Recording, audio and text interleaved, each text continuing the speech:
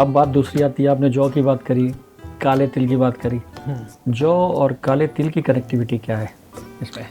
सनातन धर्म में जौ के अंदर जीव है, जीव देने की शक्ति है। जौ बेसिकली एक बीज है।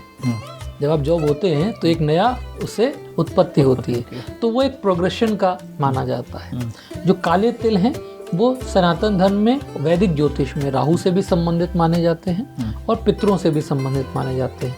तो जैसे हम अक्षत चढ़ाते हैं देवताओं को, वैसे, और जैसे हम लक्ष्मी मैया को खील चढ़ाते हैं, बिल्कुल वैसे ही तिल चढ़ाया जाता है पितरों का। तो पितरों को तिल अर्पित करने का विधान है, क्योंकि मानते हैं कि तैल युक्त है, ऑयली है, तो पितरों के लिए शुभ माना गया है। ये हमारे गरुड़ पुराण में लिखा हुआ है।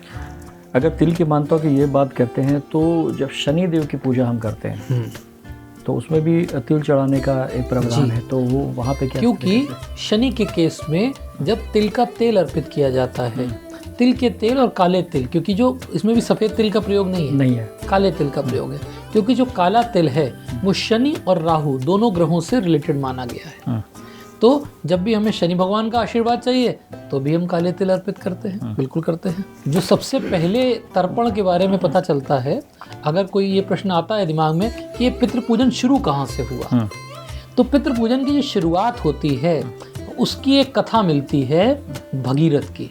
हमारे यहाँ एक राजा भगीरथ हुए।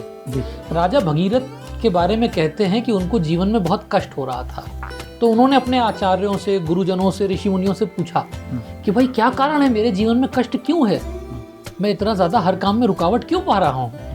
तो उनके ऋषि मुनियों ने, गुरुओं ने कहा कि आपके पितृ जो हैं वो बेचारे बहुत परेशान हैं, पितृ दोष बन रहा है आपकी कुंडली में, तो आप पितरों का तर्पण करिए। अब समस्या ये थी कि पितृ भी उनके लाखों में पहुंच चुके थे, पूर्वज, क्योंकि कभी किसी ने तर्पण किया ही नहीं था, क्योंकि तर्पण का विधान ही नहीं था इससे पहले, तो कैसे करें। तो उनको ये आदेश मिला कि आप अगर किसी तरह पतित पावनी माँ गंगा को धरती पे ले आए, तो गंगा मैया में वो शक्ति है कि एक साथ वही जल की शक्ति सबको तर्पण कर देंगी। तो ऐसे में मानते हैं कि फिर वहाँ पे भगीरथ जी की कथा आती है। उन्होंने जो है आवाहन किया मैया गंगा का। माँ गंगा जो है धरती पर भगवान शिव जी के केशों से अवतरित हुई, और अवतरित होने के बाद माँ गंगा जो है आज भी पतित पावनी कहलाती हैं। इसीलिए अक्सर लोग अपने जो लोग शांत हो जाते हैं घर में, उनकी जो अस्थियां हैं उनका विसर्जन कोशिश करते हैं कि देव नदी गंगा में ही करें। आनंद टीवी से जुड़ने के लिए आप हमें व्हाट्सएप करें 9277395752 पर।